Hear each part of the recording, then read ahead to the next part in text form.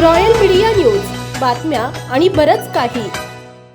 पुणे सोलापूर राष्ट्रीय महामार्गावर धायगुडेवाडी तालुका दौंड गावाच्या हद्दीत एका 4 चाकी वाहनासह तब्बल 20,30,000 रुपयांचा गांजा यवत पोलिसांनी जप्त केलाय.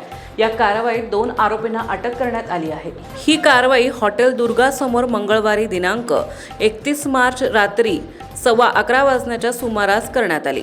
शाकीर शब्बीर पानसरे, मूळ राहणार तालीम समोर, एलवडेवाडी, तालुका हवेली, सध्या राहणार अहिल्यादेवी चौक, चोरमले बिल्डिंग, सुपे, तालुका बारामती आणि समाधान शिवाजी दाभाडे, राहणार आतुल्ले नगर, एलवडेवाडी, तालुका हवेली, पुणे अशी अटक करण्यात आलेल्या दोघांची नावे आहेत.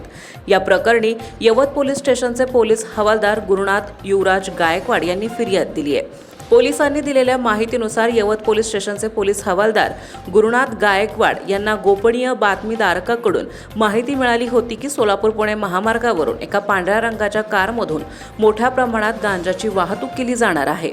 या माहितीची खातरजमा केल्यानंतर पोलीस पथकाने मंगळवारी रात्री 11:15 वाजण्याच्या सुमारास धायगुडेवाडी येथील हॉटेल दुर्गा समोर सापळा रचला. संशयास्पद मारुती सुझुकी बलेनो कारची झडती घेतली असता पोलिसांना खाकी रंगाच्या चिकटपट्टीने बंद केलेले 6 वेगवेगळी पाकिटे आढळली. या पाकिटांची तपासणी केली असता त्यात अंमली पदार्थ असलेला गांजा असल्याचं निष्पन्न झालंय. यावेळी वजन केल्यावर सदर गांजा 29 किलो 700 ग्रॅम असल्याचं समोर आलंय. पोलिसांनी गुन्ह्यात वापरलेले 5,50,000 रुपये किमतीची पांढऱ्या रंगाची मारुती सुझुकी बलेनो कार आणि गांजा असा एकूण 20,30,000 रुपयांचा मुद्देमाल जप्त केला आहे.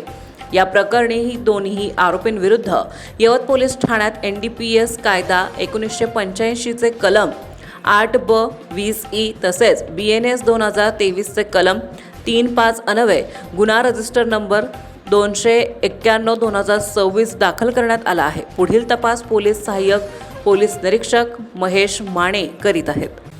महाराष्ट्रातील ताज्या आणि महत्त्वपूर्ण बातम्या पाहण्यासाठी आजच आमच्या रॉयल मीडिया न्यूज चॅनलला सबस्क्राईब करा आणि बेल आयकॉन प्रेस करा.